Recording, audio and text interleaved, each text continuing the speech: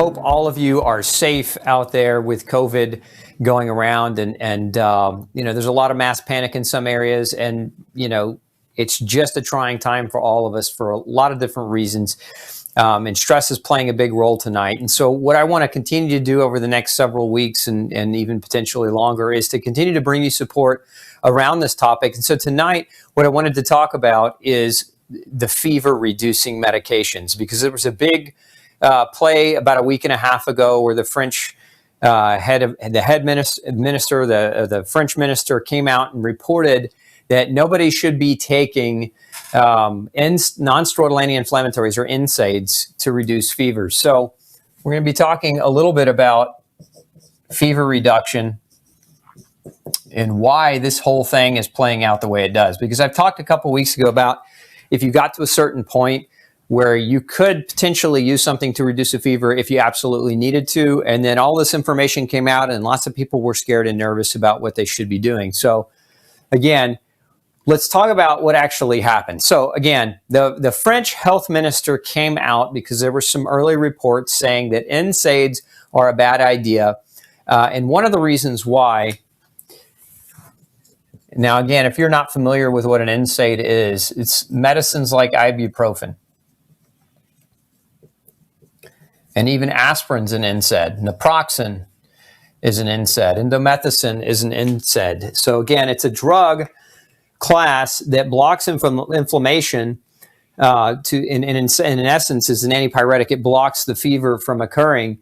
And so again, what they were seeing or what they were speculating is because this class of medications actually increases the quantity of a type of special receptor on the cell. So that receptor is called an ACE2 receptor. ACE stands for angiotensin converting enzyme. Look, we're not going to get deep and heavy into all this chemistry stuff. I don't want to bore you off the show tonight. I want you to just kind of follow me here. Increasing the ACE2 receptor. And why is this a problem? Because the ACE2 receptor, if we look at a human cell, the ACE2 receptor sits on the surface of the cell, and this is how COVID-19, or really not COVID-19, COVID-19 is the name of the disease, but this is how the SARS virus, the coronavirus, we'll just abbreviate it, CV, this is how it attaches and gets into your cell and then gets to your DNA and can start to replicate itself. So because these medications increase the quantity of this type of receptor, it was speculated that it made more of these receptors available for the virus to penetrate into your cell and hijack your cell, creating increased replication for itself and more symptomatic problems in a more aggressive case of the virus. Now, this was all based on preliminary observation. So I'm going to put up a slide for you if you want to look at this first slide. So let's look at what the WHO is actually saying, because originally the WHO came out and said, no, don't take NSAIDs. And then they came out and said, no, NSAIDs are okay. And so everybody in the world was really, really confused for a while. So as of March 18th, so again, this is as current as we can be as this thing moves, right? The actual official position of the World Health Organization is that ibuprofen is perfectly fine if you are taking it to reduce your fever, if you're taking it to reduce your pain during this time. So again, now I want to pull up another slide because I want to show you a little bit more of the chemistry behind how this actually works. So the proposed risk of NSAIDs, again, is that they can increase this ACE2 receptor. And when you increase the ACE2 receptor, you actually can increase the level, the way the virus can enter your cell. But one of the other functions of NSAIDs is they block something called COX. Now, again, I don't want to get too chemical on you, but that stands for cyclooxygenase. It's an enzyme inside of all of our cell membranes. And COX enzymes are when a cell is damaged, there's another chemical that's released called arachidonic acid, and COX enzymes will act on that damage, and that will produce the byproducts of pain, inflammation, put an N there.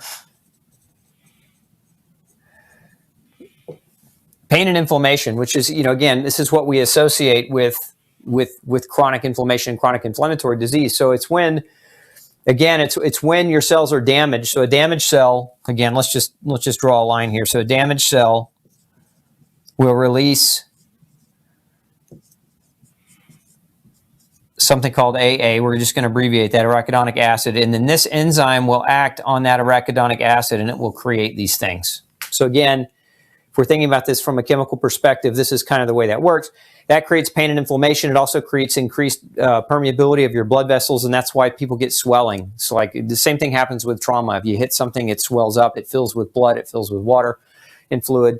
Pain, swelling, inflammation, redness, all those things follow. So what these drugs do, again, is they block this enzyme, and therefore they reduce the pain and the inflammation and the secondary byproducts of that pain and inflammation. And so that's why a lot of people take these medications, because they don't want to hurt, they don't want to feel pain. Now, I don't necessarily agree with using these medications, but if the fever gets high enough and it becomes, the fever itself becomes partly and part of danger to the health of the person, then sometimes using something to reduce a fever is not a bad move. But if you're taking ibuprofen or aspirin on a daily basis to reduce your pain, your physical pain, it's a very bad idea. As a matter of fact, it kills about 13,000 people a year, non-steroidal anti-inflammatories. And think about that in terms of just this virus so far. Aspirin and NSAIDs killed more people so far than COVID virus has. And that's not to diminish the effect the virus is got the potential to have, but I just want you to understand that we're in a different mindset right now, where some people are having 104 plus degree fevers. And so the question becomes again, do we reduce the fever or do we not reduce the fever? Again, if we look at the summary again, initially they were saying don't use these drugs to reduce the fever because it could enhance the way the virus gets into your cell. And now they're saying that you can reduce the fever because they're not so much worried about this. So why are they not so much worried about this? So I'm going to put this next slide up. This actually, I took this out of the Canadian Pharmacists Association put this together. So I took this directly from them. This is not me. This is not something, but this is based on a paper that they put together to kind of give an overview of the potential positive impacts of NSAIDs. And this is why, again, I think the WHO stands where it stands in terms of, yes, you can take ibuprofen if you want to reduce your fever. One of the things that has been shown from an NSAID perspective is it has antiviral properties. Okay? And so that's one of the reasons why. So does the antiviral property of an NSAID outweigh the fact that they increase this receptor on the cell and allow the potential for that virus to get in the cell? And that's what nobody really knows the answer to. So I don't even want to pretend like I know the answer to that, but I just want to share with you why it was being said, so that it kind of cuts down a little bit on your confusion. So it's also important that you understand that this has not been studied really with COVID. So like when we say the antiviral effects of NSAIDs, we can't say that NSAIDs have an antiviral effect for COVID. We're saying that NSAIDs have an antiviral effect for influenza because that's what's been studied at this point. So again, we can't just say NSAIDs because they have an antiviral effect to have an antiviral effect on every virus, because that hasn't really actually been studied.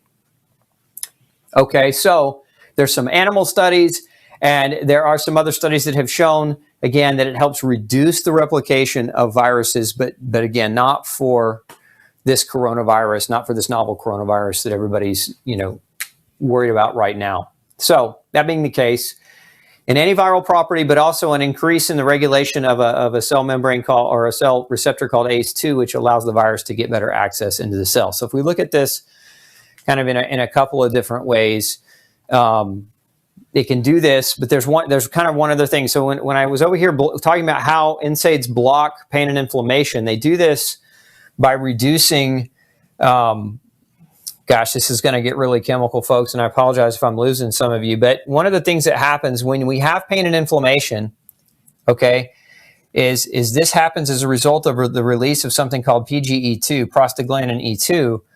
And one of the things that's important about prostaglandin E2 is that it increases antibody production. So if you think about this, one other potential impact of what an NSAID can do is, as it blocks this enzyme to reduce pain, inflammation, and prostaglandin E2, it also blocks your body's ability potentially to make antibodies to help you fight. So again, you kind of have to weigh it. What do you want to take? What do you want to take, and how much do you want to take, and when do you want to take it? And we'll talk about that in a minute. But Again, I didn't want to get too darn technical tonight because this can get really, really confusing because it's biochemistry. So again, the NSAIDs have an antiviral effect by providing an effect that reduces viral replication. But on the flip side, they can reduce your ability to produce antibodies, and they can upregulate a receptor on your cell that allows the virus to penetrate your cell. So think of it as like a seesaw, right? You got 2 versus 1. So you got two negatives versus 1 positive. Make the call. Here's what the WHO is saying. The World Health Organization is saying that we do recommend that you can use ibuprofen and other NSAIDs as a fever-reducing agent during this time. So again, I just wanted you guys to have that information so that you could potentially make a good decision. Hey, don't forget to check out the rest of the series right here. Make sure you hit subscribe below. And as always, thanks for tuning in.